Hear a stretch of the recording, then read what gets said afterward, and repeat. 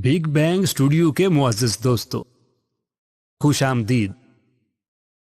कई ममालिक में मर्द और औरत की वफात के बाद उन्हें 1-2 रोज में दफना दिया जाता है, लेकिन अफ्रीकी मुल्क गाना में इस अहम काम में भी कई हफ्ते बल्कि कई साल भी लग जाते हैं। एक सरदार की मैयत 6 साल तक सर्द खाने में सिर्फ इसलिए पड़ी रही कि इस बात का फैसला नहीं हो पा रहा था कि सबसे आगे रोने वाले शख्स की जिम्मेदारी किसको दी जाए। एक बेहतरीन तदफीन के लिए मरहूम के घर को आरास्ता और मुज़य्यन किया जाता है। बाज़ औक़ात तो पुराने घर को ढहाकर नया घर भी तामीर किया जाता है ताकि मरहूम की आखिरी रसूमात को काबिल दीद बनाया जा सके। मरहूम के फौत होने से लेकर तदफीन तक का एक अमूमी दौरानिया 3 से 6 माह तक का होता है, लेकिन बाज़ औक़ात इसमें साल से भी ज्यादा का अरसा लग जाता है। अगर किसी खुशनसीब शख्स को जल्द दफना दिया जाए तो लोगों में इसे बुरा शगुन और मैयत की सख्त तौहीन समझा जाता है। जब तक ये तमाम मामलात तय नहीं पा जाते, मैयत को सर्द खाने में मुंजमद करके महफूज रखा जाता है। जब सर्द खाने कायम नहीं किए गए थे तो तब मुर्दों को 2 से 3 दिन में दफना दिया जाता था और फिर इनकी आखिरी रसूमात के लिए बाद की कोई तारीख दे दी जाती थी। लिहाजा अगर ये कहा जाए कि मैयत की तजहीज़ व तकफीन में ताखीर के जिम्मेदार सर्द खाने हैं तो बेजा नहीं होगा, बल्कि बाज़ माहिरीन का तो ये भी कहना है कि अगर ये सर्द खाने ख़त्म कर दिए जाएं तो लोग अपने प्यारों को जल्द दफनाने पर मजबूर हो जाएंगे। तजहीज़ व तकफीन से मुतल्लिक़ गाना में कुछ और भी दिलचस्प और हैरत अंगेज रस्में पाई जाती हैं।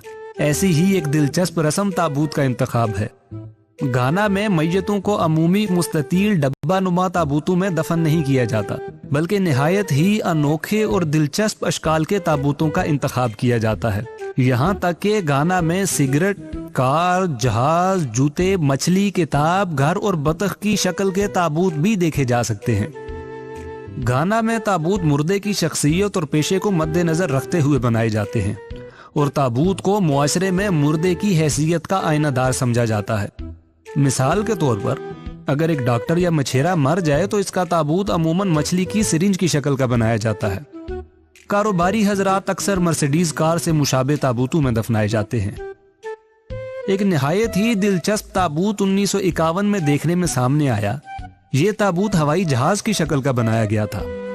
इसे 2 भाइयों ने अपनी 90 साला दादी के लिए बनवाया था जो कभी हवाई जहाज में सफर नहीं कर सकी थी, लेकिन ये इनकी दिली ख्वाहिश थी। गाना में एक और निहायत ही अजीबो गरीब रस्म ताबूत बरदार लोगों का रक्स है। बाज खानदान मैयत का ताबूत उठाने के लिए एक कसीर रकम खर्च करके पेशावर रक्कासों की खिदमत हासिल करते हैं। ये पेशावर नाचने वाले ताबूत उठाकर वालिहाना रक्स करते हैं, जबकि एक म्यूजिकल बैंड इनके पीछे मुख्तलिफ आलाते मौसीकी से धुनें बजा रहा होता है। गाना में बाज खानदान रोने धोने के लिए उजरत पर दूसरे लोगों की खिदमत भी हासिल करते हैं।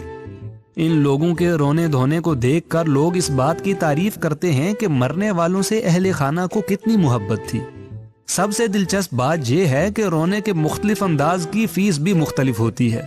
कुछ लोग सिर्फ आंसू बहाते हैं और सिसकियां भरते हैं, कुछ लोग रोते हुए चीखते और चिल्लाते हैं जिसके पैसे ज्यादा होते हैं, कुछ लोग तो रोते रोते गिर जाते हैं और जमीन पर लोटपोट होने लगते हैं।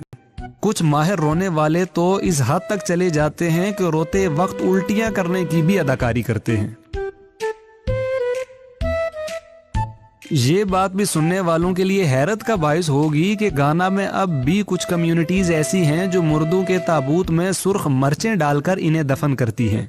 ऐसी ही एक कम्युनिटी गौ है जिसका मानना है कि मौत जिंदगी का इख्तिताम नहीं बल्कि एक दूसरे जहान में एक नई जिंदगी का आगाज है।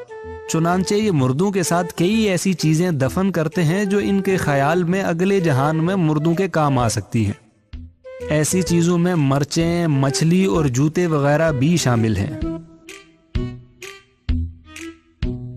इन जनाजों पर खर्च की जाने वाली रकम आमतौर पर 15 से 20 लाख रुपए तक पहुंच जाती है।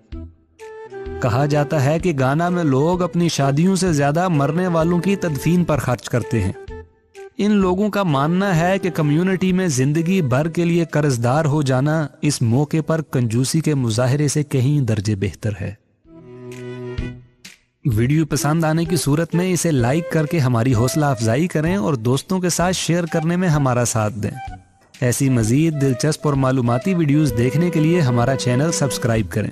अगली वीडियो तक के लिए अपना और अपने गिरदो पेश के लोगों का ख्याल रखें। खुदा हाफिज।